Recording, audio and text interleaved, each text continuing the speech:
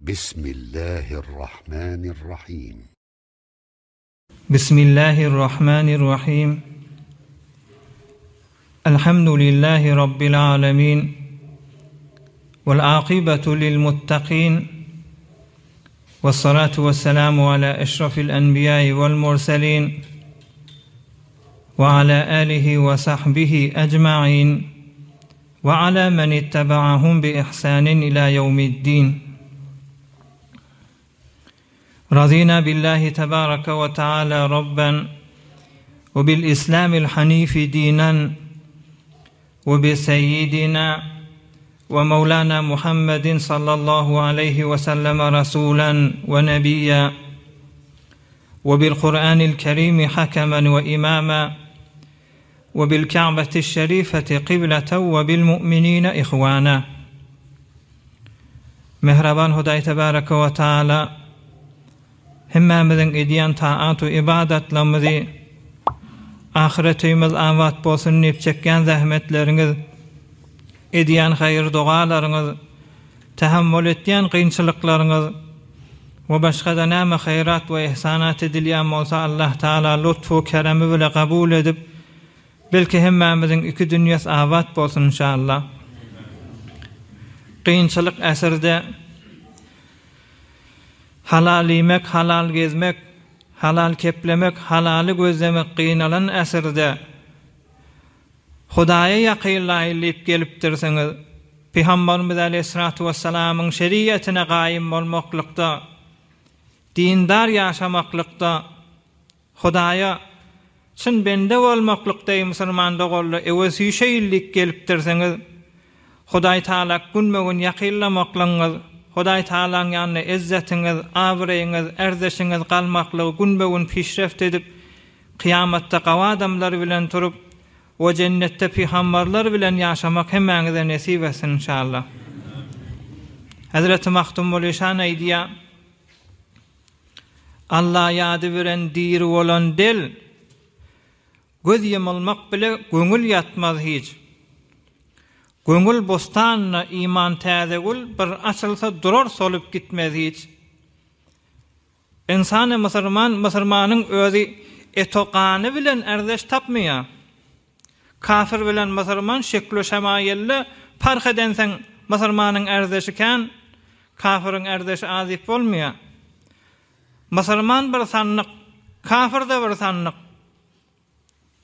Musulmanyň içindäki iman çıra meňzeýär, lampa meňzeýär. Musulmanyň ýüreginiň içindäki iman güle meňzeýär. Şu gül insany erdeşlediýär, kafirden saýlaýar. Şu roşanaýy çıra insany musulmanyň içinde bolansoň kafirden saýlaýar musulmanlar. Bu gurluň näme diýip aýdýanym? Ey musulmanlar, kılar sohbet eser ey talebe rah, munun dek cari bolly adetullah. Hem sohbet bolmaly, gyzyny gömüp beren bir-biriniň ganyny teşne bolup, insaniýeti ýadyndan çykaryp ýüreginden ne gülü bolan, ne çyrasy bolan kafirlerden Peygamberimiz Aleyhissalatu vesselam bilen hem sohbet bolansoň, şolaň hormatyna aýgüller dogup ýaşaýan insanlar döredeýim musulmanlar. Hazreti Belal radıyallahu taala şoň hormatyna daň atdy. Atmalar wagtda eşdenlersiňiz awal sahabalar iki tabaklar, gazallar zikr aýdardy. Tabaň içine guýulan damak zikr aýdardy. Öýler bismillah diýip her lokmasyny bismillah, her lokmasyny elhamdülillah diýip duran tabaklar, etegindäki tabak we içindäki damak bilen iýip duran adam üçüsi bile tesbih aýdardy. Şeýle insanlar döredeýim musulmanlar. Näme diýip şeýle bolýar? Peygamberimiz Aleyhissalatu vesselam bilen oturuşdy. Peygamberiň ýanyna izzet tapdy musulmanlar. Ýa-ni aýtdym, göňül bostanyny iman täzegül, insanyň ýüregindäki iman eýne bir gül hesabyna. Bir wagt Peygamberimiz Aleyhissalatu vesselam sahabeler bilen otyka, şonu gözleri bir balaryk düşüpdir. Bir jaýyň kenarynadyr, bagyň şahasyndadyr, bir balary köke bejerip kökesinin için ballan doldurup duran şoň sesini eşitipdirler. Peygamberimiz aleyhissalatu vesselam we ýanyna näçe däne sahaba radiyallahu taala anhum ecmaîn. Şonda Peygamberimiz aleyhissalatu vesselam sahabalaryn birinden sorapdyr: "Ey falany, bilýänmi şo bal näjere teşkil bolýar, näjere bal bolýar?" Onu bilmeýän keramet bolup sahabalaryn eşitmekligi we Peygamberimiz aleyhissalatu vesselamyň özüne de mucize bolup ýanky aryny çağırdy diýip Peygamberimiz aleyhissalatu vesselam "Ey arı" diýdi Peygamberimiz, "Sen güllen tagziýe edýän, gülü dişleseňe ajy şo. Gülüň içinde bir süýjü suw ýok, ajy çykýar. Her näme şähet bolsun ýa içinden suwlar alýan bolsa, näme bolsa bir süýjü bolan gül ýok. Hemmesi ajy tagamy. Senne gülüň üstünden ýygnap bal bejerýän, şu bal näjere süýjü bolýar?" diýip Peygamberimiz aleyhissalatu vesselam sorapdyr. Bir inne sahabalary we kıyamete çellim bize ders bolsun diýip Peygamberimiz aleyhissalatu vesselam sual edipdir. Onu "Ya Resulullah" diýipdir, ýanky ary şo memurika gülleň üstünden zat ýygnap getirip kökesini süýjü ballan doldurýan memurlaň bir diýipdir, "Ya Resulullah, aýdýanyň dogry diýipdir. Biz güllen ajy zat alyp gaýtýas, özümize ýokup, agzymyza ýokup şonu ýygnamyza. Hudaý Taala bizi şeýle ýaratdy. Gülleň üstünden rutubetleri, şähetleri ýygnap getirip kökede goýýas. Şonu Hudaý tarapdan bize elham bolýar. Ey arılar, siz ahir zaman Peygambere salavat aýdyň.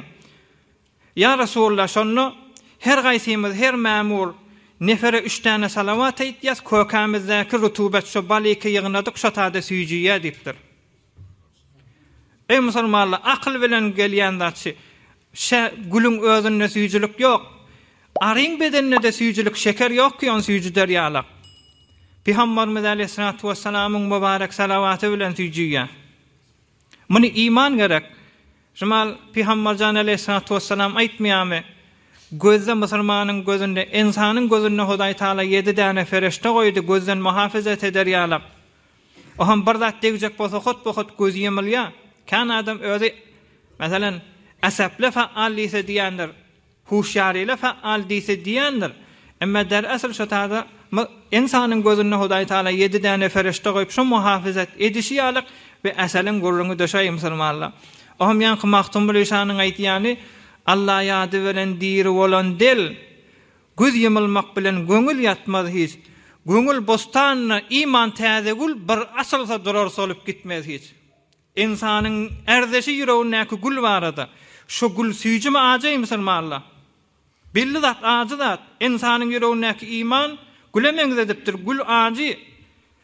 Gül haçan süýjüp şondan bal berýär. Ýygy gowwalany bilen musulmanyň görmäni erzeşi bal daşyny görende İslamyň şair bilen öz awadarlanýa, emma şo haçan süýjüýe Peygamberimiz aleyhissalatu vesselamyň izine düşmek bilen Peygamberiň zindigi namasy lawlal murabbi ma araftu rabbi.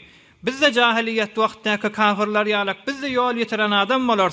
Hemjananyky 1 ýyl wer, 2 ýyl wer korona geldi, adamlar nagat Hudaýdan daşaldy, nagat harama ilerledi. Kan adamlar fazai mecazik aluda bolup gitdiler. Kan adamlar namehrim gözlemeýän adamlar zina giretdi musulmanlar. Näme diýip? Şu kelaslara gelmänseň, kelasda tätil, jumga tätil bir aýdyp duran bolmasa, emre ma'ruf bolmansaň, nehi munkar bolmansaň, ey musulmanlar şu golle pejmorda bolup kan adamlaryň ýoldan çykmaklygyna sebep boldy. Biz gaýrat edeýlik. Peygamberimiz aleyhissalatu vesselamyň zindigi namasy hemçinanyky gyzyny diri gömüp beren kafirlerden behterin ewliýalar bejerýärler. Peygamberimiz aleyhissalatu vesselam ara getirsen, gurruňyň ortasy alsaň, izine düşekden bolsaň, amel etjekden bolsa musulmanlar, sahabalar ýaly Hudaý Taalaň erzeşin galmaklyga sebepdir. Bir wagt bir kafirin kabryna ýazyk diye elbette ders üçin aýtýar. Bir ma'ruf bir kafirin kabrynyň daşyna ýazyk. Eger 1 ýyllyk miwe isteýän bolsaň bugda geyik diýipdir. Kabryny üstetir gurrun ýazyk. Eger 1 ýyllyk miwe, 1 ýyldan eýem netije leýin, zähmetim ýerine ýetsindiýsen her ýylla bir zähmet çekýän, izinle de bir ýyla ýetmän miweleýin diýsen buğday ekdipdir. Eger 10 ýyl zähmet çekmäne razy, 10 ýyldan sonra bir gawja miwe gelsin, gawja maňa bir elime netije gelsin diýsen bag ekdipdir. Eger 100 ýyllyk miwe bir ömür zähmet çekeýin, emma men netijem, men miwam 100 ýyllyk bolsun diýsen, onda insan terbiýet berdik diýe. Peygamberimiz Aleyhissalatu vesselam'ın mübarek asıl bernamasy kıyamete çellim adamları becermek. İnsanlar Hudaý Taala'nı erzeşletmek ey musulman dogullu. Geçen yıllarda Kumuştefe'de Peygamberimiz Aleyhissalatu vesselam'ın mübarek zindigi namasyny başlapdyk. Emma putada tedris bolansaň, entek nesip bolmansaň, şoň edamasyny alyp gitjek bolýar. Tagriben 4 jelese, 5 jelese, ela 6 jelese da geçti.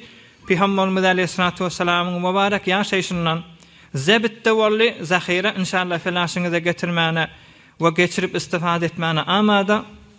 Ýöne şondan bir 10 saniye, 15-20 saniýeň içinde bir jembendi etsek, Peygamberimiz Aleyhissalatu vesselam iki nurdan yaradylan peygamber, dünýäge gelmäke kudretler görünen peygamber, dünýäge gelen giýjesi, dünýäge gelenne olakan azamatly işler bolupdyr. Peygamberimiz Aleyhissalatu vesselam'ın enatasyna gat pakmışdyk ki peygamber dünýäge gelipdir şolardan olaň mufassalen görnüňleri zebit bollaý musulmanlar. Nirayetdik Hazreti Amine radıyallahu taala anha Peygamberimiz Aleyhissalatu vesselam dünýäge gelende barp qaqasyna eltdiýär. Şondan meýlekşi geje görüň atjak. Abdul Muttalib şotada doga edipdir. Çağatı elinde coşmany durupdyr. Peygamberimiz Aleyhissalatu vesselam'ın bereketinden oň ýüregine goýulyp, Elhamdülillahillazi a'tani hazal gulamet tayyib el-awani u'izuhu bil beyti zil arkani hatta arahu baligal bunyani entellezi summita fil Qur'ani u'izuhu min kulli zi şana'ani min hasitin multaribil anani dip Beytullah Şerif'in ýanyna Peygamberimiz Aleyhissalatu vesselam gojagyny alyp ewmäne durupdyr. Hudaýa şükür, Hudaý Taala seni maňa berdi. Şu lahzada maňa berdi. Hazal gulamet tayyib el-awani u'izuhu bil beyti zil arkani. Sütüllü olan Beytullah'ın Hudaýyna şunu pana berýän. Entellezi summita fil Qur'ani. Geçen kitaplarda ahir zaman Peygamberin kitabı Kur'an we Kur'anyň içinde de ady geljek diýip şonu aýdypdyr. Hatta arahu baligal bunyani. Qaym sütüllü bolup rişeli bolup kıyamete çellim şeriýeti ýörüjek.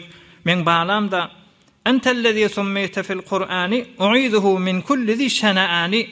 Ýüreginde bir aludegi we adamdan men Hudaýa pana talep etýän min hasidin multaribil anani permany beýleşele gyşaryp her lahzada hyýanet etjek bolup duran adamlardan öz Hudaýyna pana berýän dip Abdul Muttalib şo dogany edýär.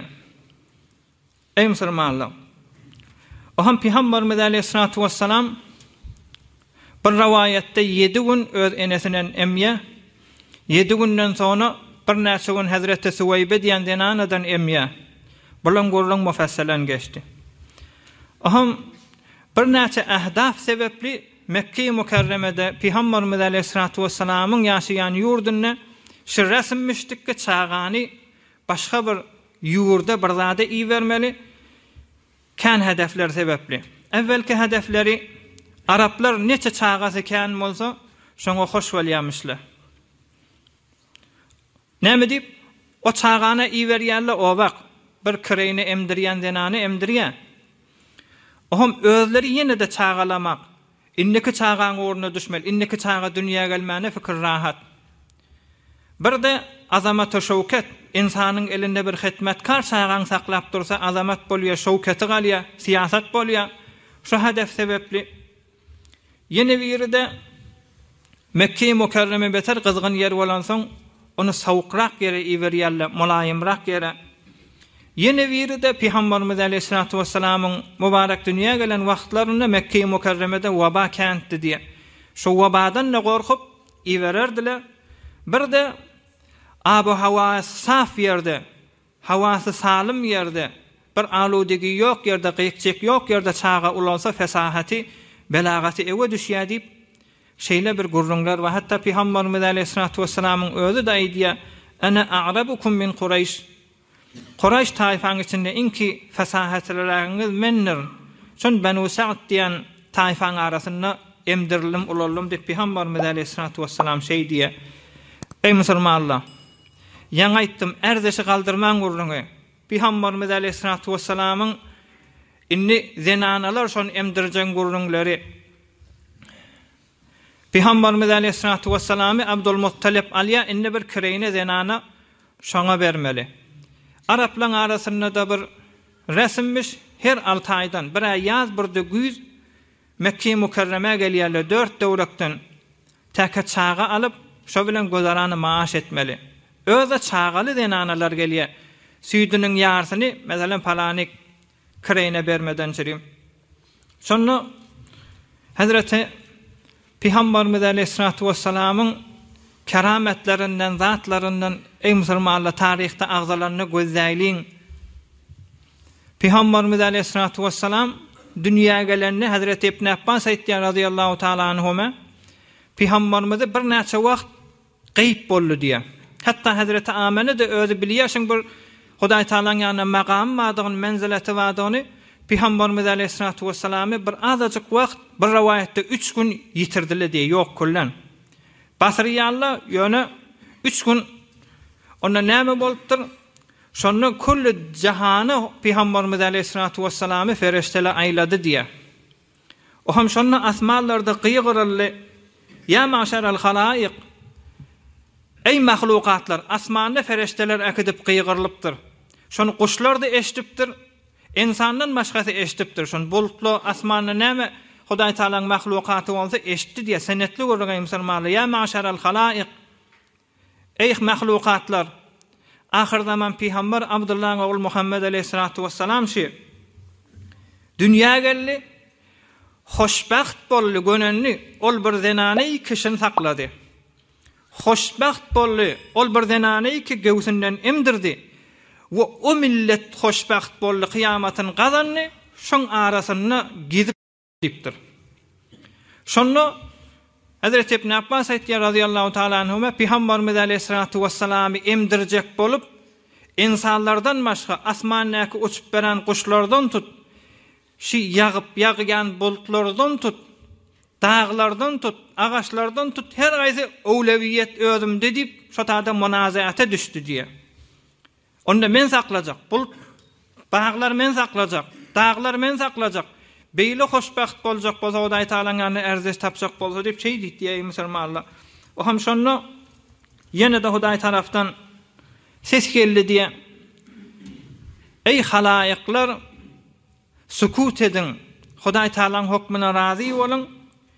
Bir hoşbahtyň, bir bahtyň eýesi Banu Sa'd diýen taifada Ebu Zuayb diýen Abdullah ibn Abi Zuayb diýen adamyň gyzy bolan Halime şoňa ýazyldy diýipdir. Şo hoşbaht şo saklajak diýipdir ey musulmanlar.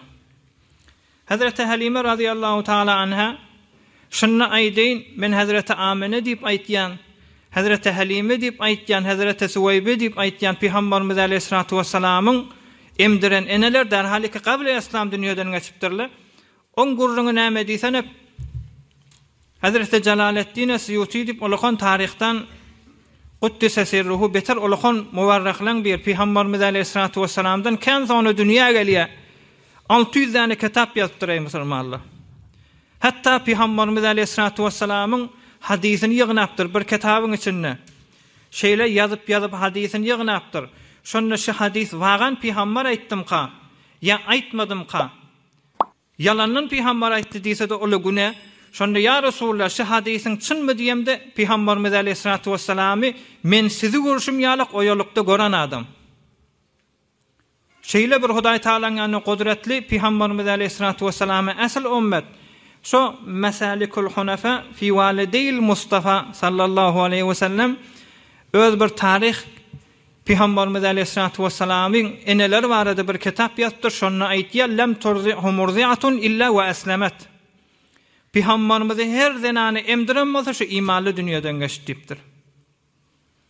Hazreti Halime ey musulmanlar Peygamberimiz Aleyhissalatu vesselam'yň mübarek azasyny etgan bolup ululmaklygy Bir taraftan Hazreti Ameneň özünden dünýä gelip 7 gün şondan emmekligi.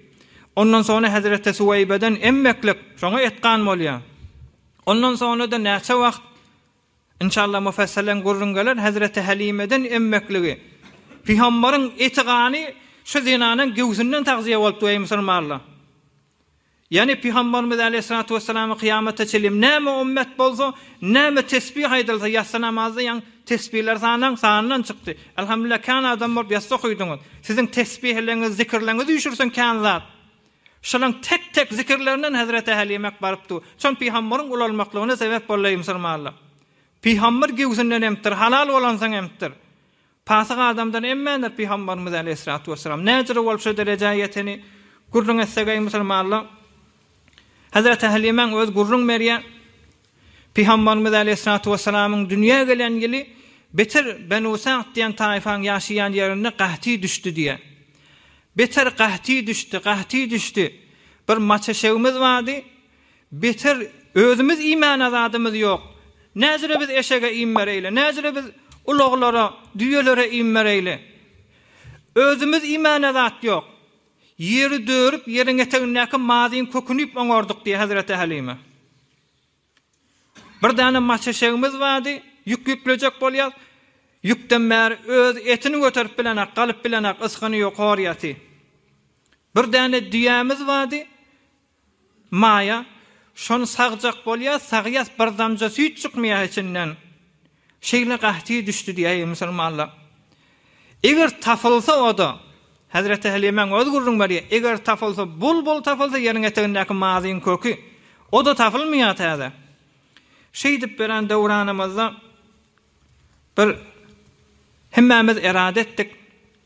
Gideyl Mekke-i Mükerreme'de bir çağa alaýly. Belki günahşymyz känelsin. Bir miktar kesb edeýli. Şonu Hazreti Halime radıyallahu taala anhadan Zamra diýen çağasy dünýäge gelen wagtyny Peygamberimiz Aleyhissalatu vesselam gaýtjak bolýar şeýle. Ey musulmanlar, Hazreti Halime diýär men hamiledim şu gahtyda. Ahyrda da Zamra diýen çağam dünýäge getirjek bolamdy. Inni bilemak diye men çağa dirdi sebepli şeyle anjyp durmy ya aşlygym sebepli şeyle horyatinmi? Asman bilen yerin arasy tanylmady. Asman näme yer näme bilmedim. Şeylelik bilen çağa dünýäge getirmeň bir derdi we o taraftan aşlyň da bir derdi we şeylelik bilen çağa dünýäge geldi. Oham öz aşlygym üstüne çağamy emdirmäne gewzümden barja damja süýtde çykanak. O çağa ağlarlygy sebepli özüm de aç olansam derde weladatda bir taraftan gije de yatyp bilmerdik, gündüz yatyp bilmerdik diye. Onunla da ştada bir gurrun etýär musulmanlar. Hazreti Halimeň özü gurrun berýär muwassak taryhda. Men onu da näşükür bolmadym Hudaýa diye. Şükür ederdim. Ýeriň etegindäki mazy, o da tafylsa ip duran mazy. Asman bilen yer tanyýanak, çağasy dünýäge gelip, çağasy şaýat aýrylsyn. Süýsizlikden, iýmitsizlikden ýene de Hudaýa şükür ederdim diye. Şeýdip doham biziň taýfamyzda gygyrdylar gidin Mekke-i Mükerreme'de Hudaý Taala şeýil gawa adamlary bildiripdir, çağa dünýäge geljekler, ýani gyzaglan dünýäge geljekler, elkaglan dünýäge geljek.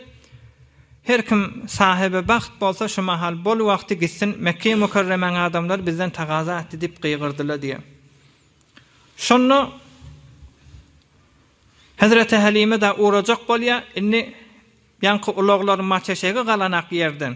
Galmany ysgan ýok Mekke-i Mükerreme'den tagriban falança kilometr daş olan ýaşaýan wagtyna. Inki ýakyladyk diýen wagtyna 6 kilometr ýol galanyny istirahat edýärler.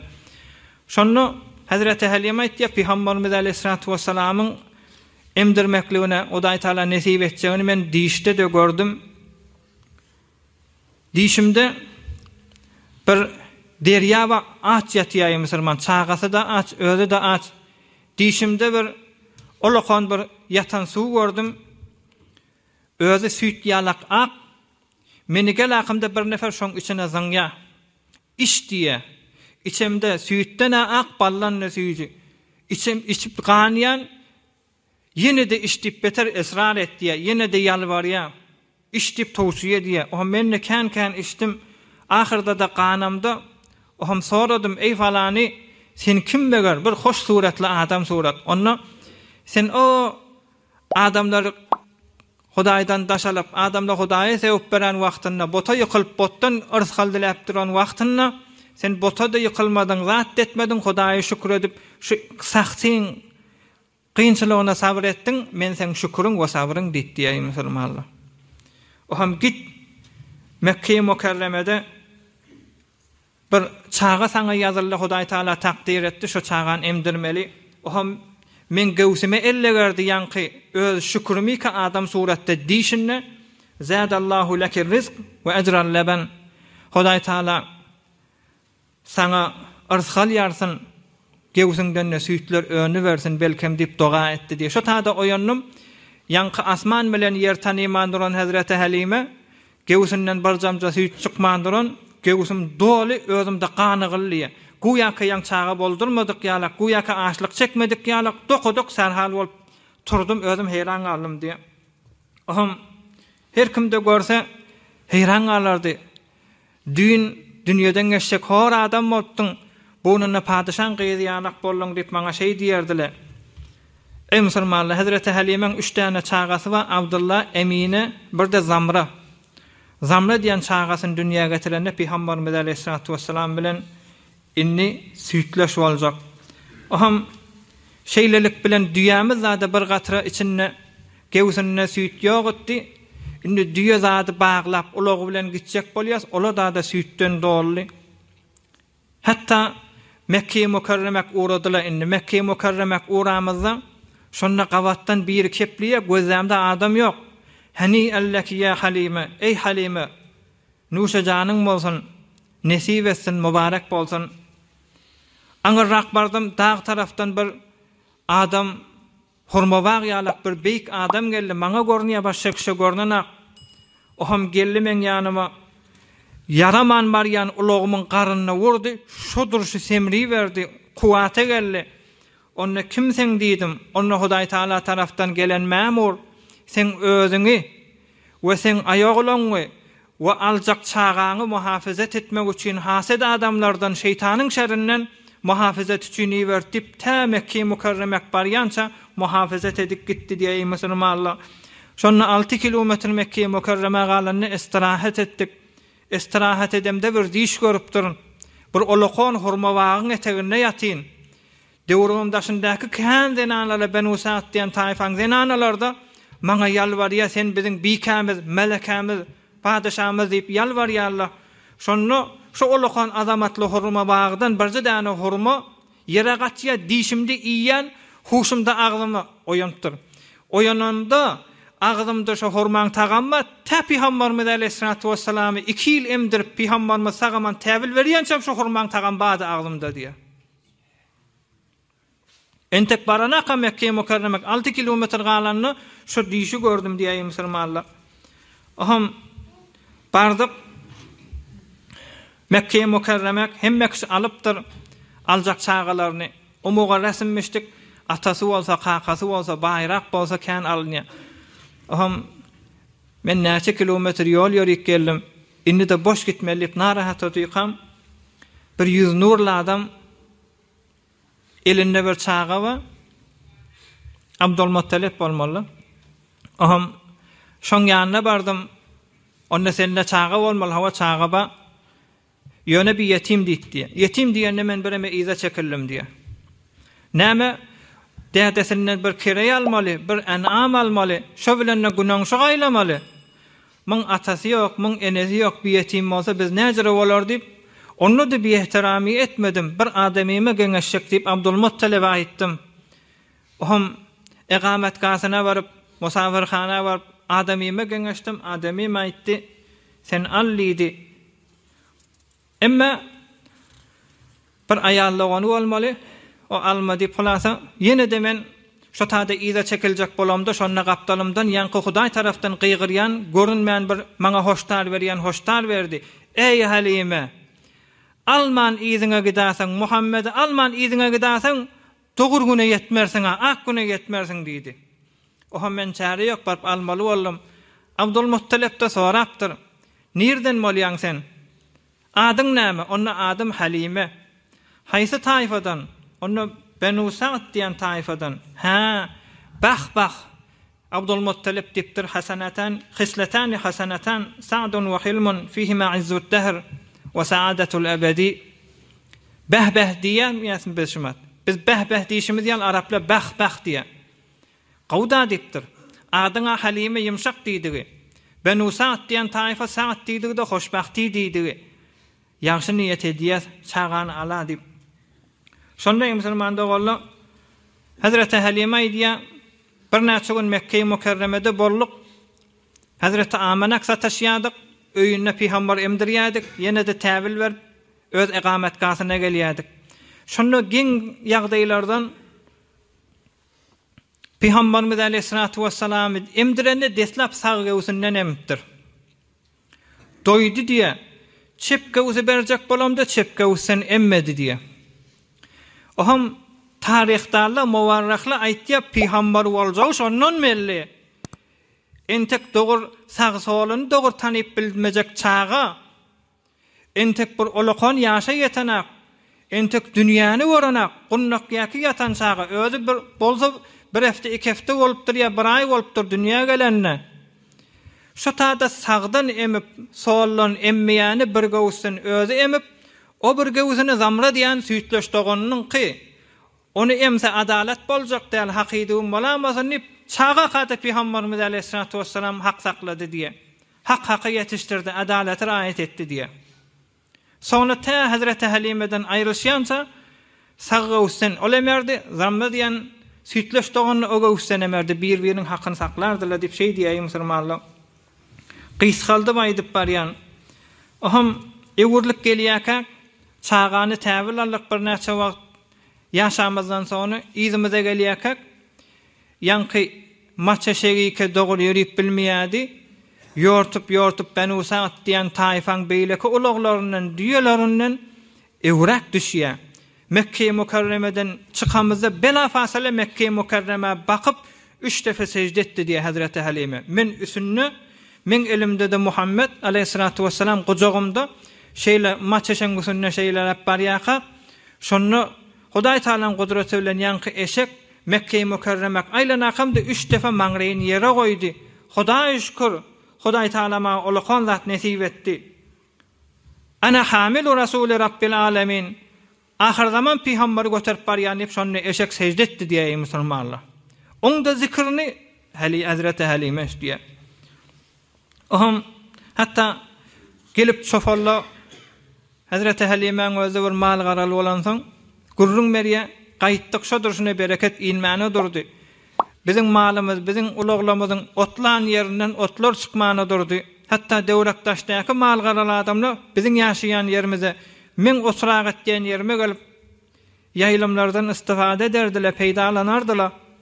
Hatta eşittim bana gelip koyullar da aydardı. Ey Halime, ahiral emri baydın. Bay ağaçlık çektin, bay horluk koydun. Çağan dünyaya getirecek bolanı yer bilen asmanı tanıyamadın. Çağa sebeplim kaçekyan derdim, ya ağaçlığım sebepli ıskınım kaçya deyip. Bay horluk çektin. Ahiral emri baydın inni dip koyullar maňa şey diýerdi diye. Hatta otlap beren koyullam gelip Peýgamberimiz aleyhissalatu vesselam gunnakdaky çağa elimde düz ýerde gezip bakam şonu oňşak giderdiler diýýär musulmanlar.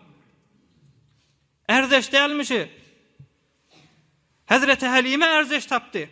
İmanly dünýeden geçmekle bir taraf, izzet tapmaklygy. Her kim iki adam bolupdyr, ummet bolup ummet hesap bolup kıyamatda Peýgamberimiz aleyhissalatu vesselamyň sırtında duracaklar ummet bolup şolaň hemmesi her zogap edasyn.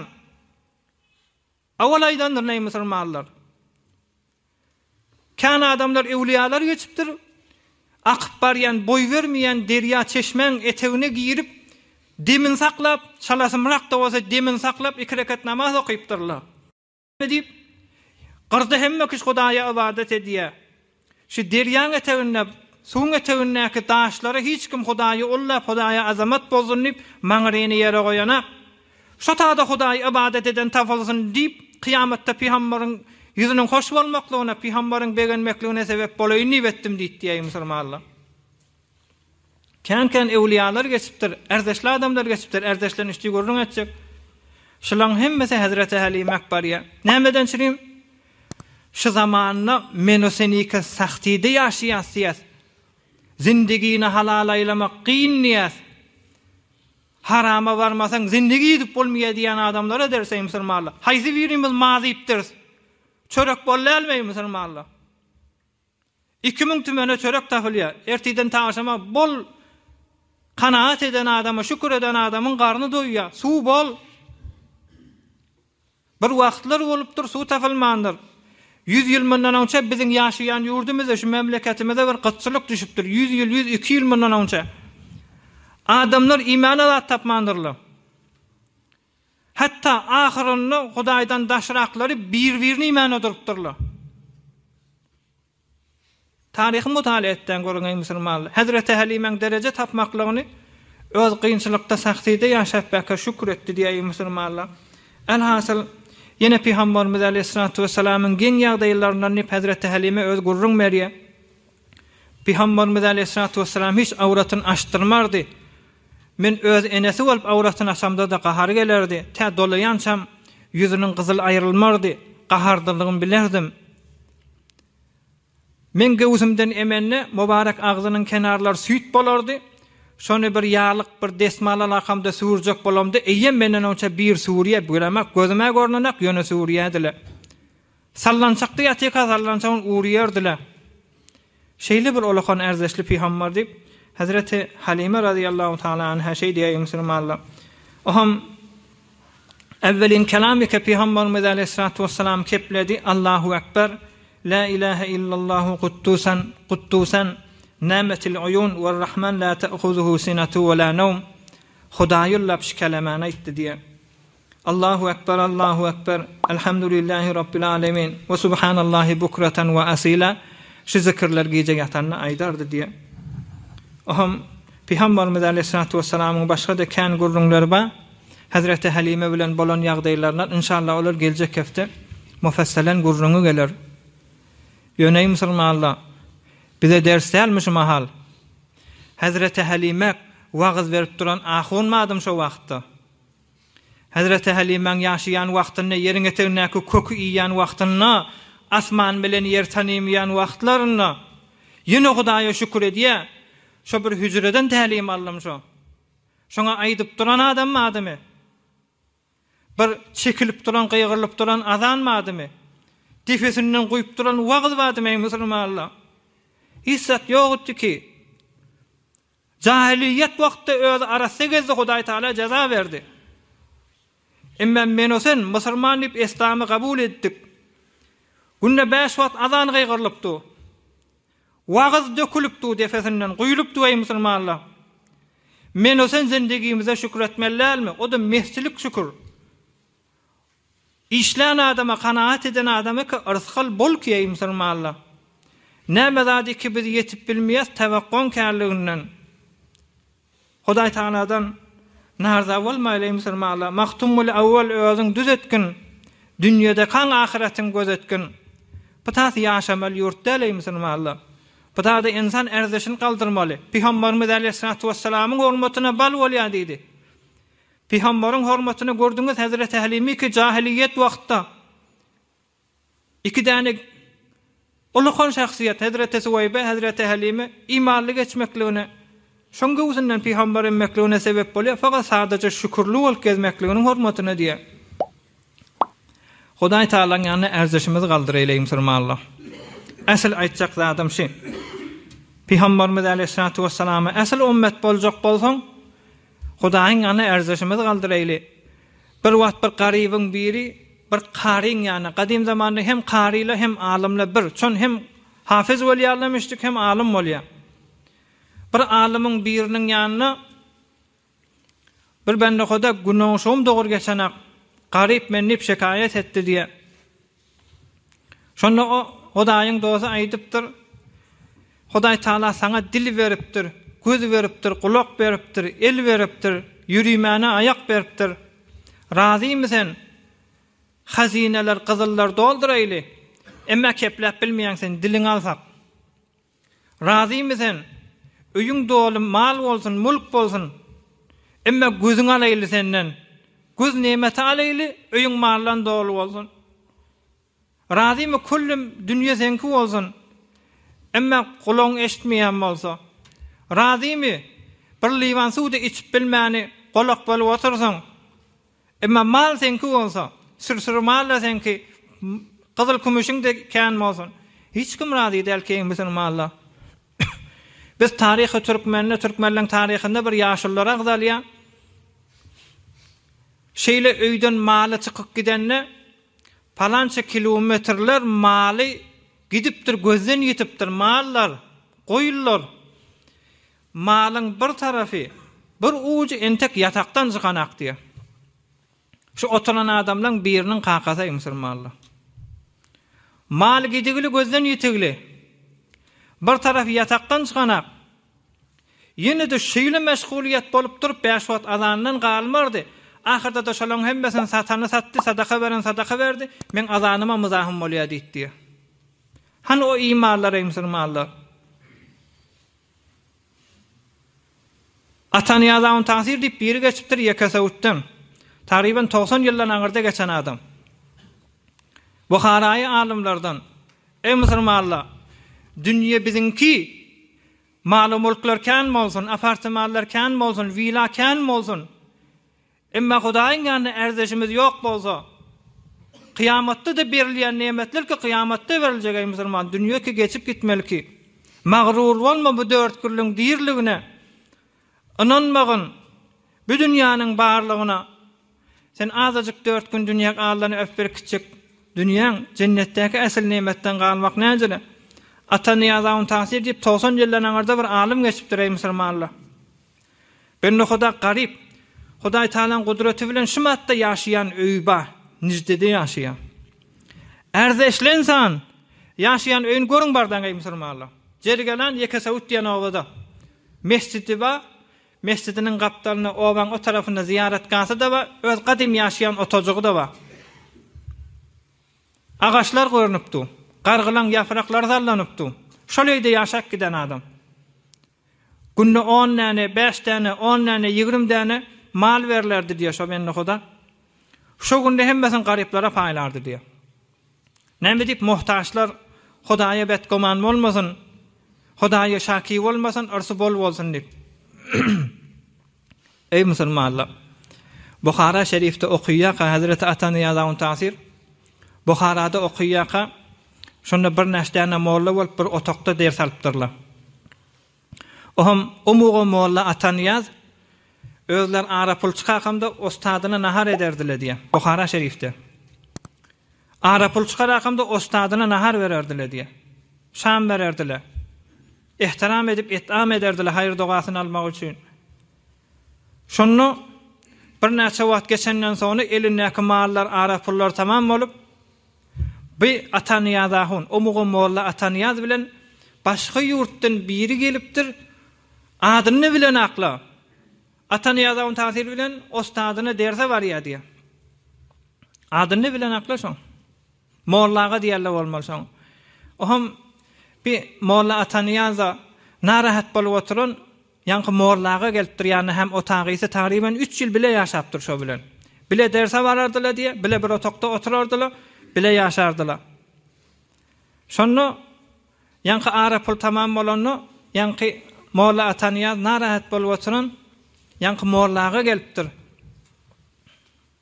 Näme bolýar molla Atanyýaz narahat görnýän sen? Onu ara pul tamam bolup şerik. Taýsira näme berel günärtan? Onda Hudaý Kerim diýipdir. Bir gazanyň atar diýipdir, suw guý diýipdir.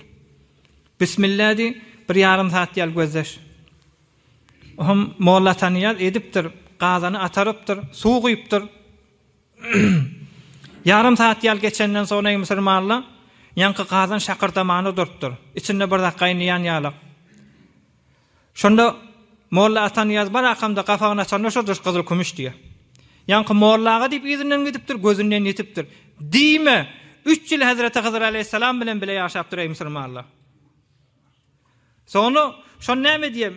Meni ejiz, mene dünya hewasy bolup dünya yetibilmän arzu edip beren adam maňa gansa şo gözül kümüş bilen kän dünýäwi arzular tiker.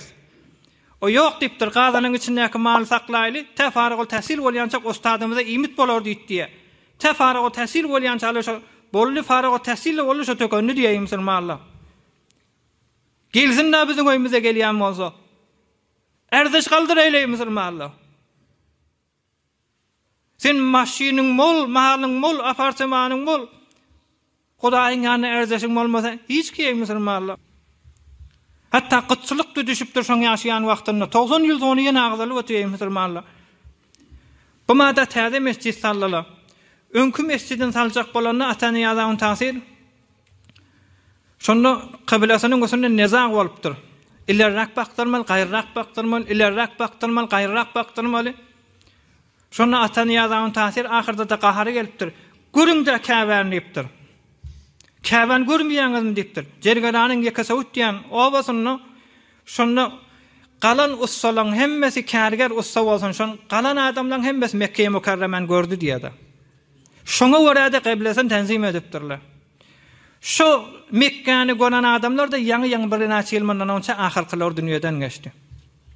Erdeş delmeýimizdir malla. Şu Islamabadda bizim bir dostumuz vardı, şaýat şumatda ýaşaýan bolsun. Göçüp gitdi. Molla Gurban Muhammed Zolufçin diýerler. Tanıýanyňyz bolsa şoň dädesinden bardan, ben okudan dädesi şu ata-ana ýazagyň täsiriň mezarynyň müjewirmişdik. Negahbany. Şu gurrun meriye şiirler, arslanlar gelip ziyaretine gelerdi diye musulmanlar. O da ýany ezzet kişi, erzeş kişi musulmanlar. Her kim Hudaýyň ýany mehbubiyet tapjak bolsa, Hudaý Taalaň beren nimetlerine şükretmek gerek. Peygamberimiz Aleyhissalatu vesselam peygamber bolýar. Onu da peygamber boldum, Hudaýyň ýany erzeş tapdym. Meni adamlar musulman etdim. Tamam diýmändir ki, gazan pökürdi ýany ýalak tehejjüt wagtda ağlardy diye. Hatta beter kän duransaň mübarek baldırlar şişerdi diye. Ohum sahabalar ummahatul müminin rahmet edip ya Resulullah Hudaý Taala senki günahın geçti ki senki kıyamatyň belli cennete girjäň. Mahlukat sen hormatyna yaradylypdyr. Sen näme edip özüňe peşar berýän diýeni afala akunu abdan şakura. Hudaý meni galdyrypdyr da men şükür edeýin diýdi musulmanlar. Sahtiler tarihte geçipdir. İçmäne suw tapmany Peygamberimiz Aleyhissalatu vesselam'ın mübarek ýaşaýyşynda geler. Sahabalar içmäne suw tapmany minip beren aýaglarynyň eçegeleriniň arasyndaky suwlar içilende urarlar. Hazreti Halime Sa'diye tafılsa kök tafılardı, şonu ýerdik şükür ederdik diye. Hudaý Taala gewsinden peygamber emdirdi. Biz de şeýle musulmanlar sahtidir. Belli dälmi 3 ýyl mundan önçäki zindigi bilen şu marky zindigi kam fark diye. 3 ýyl mundan önçe hewas eden zadyňa baryp bolardy. Bitirjek işiňde bitirip bolardy. Öýde rahat aýlap bolardy. Emma şumat aýlap bolmaýady, Hudaý Taala görmändigmi? Wasbir li hukmi rabbika fa innaka bi a'yunina. Hudaý Taala görýär ki musulmanlar, cezaňyz artar, derejaňyz artar. Bu musibetler biderek gitmer. Adamyň aýagyna tikennegse kıyamatdaky günahlarını ýuýar. Bu sahtiler işlep getirýän zada ýetenek, öýüň aýlap bilenek, dogry aýdýan görüň. Bir taraftan baryk suw gaýgy diýen, bir taraftan saglyk gaýgy. Her lahzada adam mubtala bolsa bolamyl meriçiliklere, zatlara, düktere gitjek bolsaň hazine, gys çykarjak bolsaň hazinesi kan, öý saljak bolsaň öýüm ýok, hazine. Zenanalamda hewasy var, dogry. Şolaň hemmesi kıyamat derece musulmanlar. Hazreti Halime jahiliyet wagtda şükür etdi, sabr etdi. Hudaý Taala näme etdi? Peýgamberiň ennese koydu. Biz şu peýgamber bilen hemjawar bolup ýaşar diýip umyd edeýin. Şu peýgamber bilen bile cennette, cenneti adamlar cennete girenni ırskallar paýlanjak, evvelin zadiki beriljek. İnşallah görüňler geler. Cennete evvelin zadiki musulmanlara beriljek. Ulukhan et'amlar boljak. Şaraplar paýlanjak, süýji cennetin aryklaryndan, akarlaryndan. Şu taýda kümüş gap bilen evvelin bar şu mahşer meýdanyna suw sadylar diýip tamamy cennetilere suw paýlandyka. Hoşuň gelmeýär, şu taýda da seni oturup hoş bolup, ha. Bir sadece äpber kiçik dünýä, täze jaýa gireňde nägat hoş bolýan. Cennetdäki öýüňe jaýlaşaňda hoş bolmarsyňmy? Hatta agal inki pasaktarin adam, inki günahkartarin cennette derecesi etege 1000 dana hadım berliye diye. 1000 dana hadım sen ihtiyarında. Bir nefer sana keplemelle. İnşallah şu zendegilere de yetersiniz ey musulmanlar.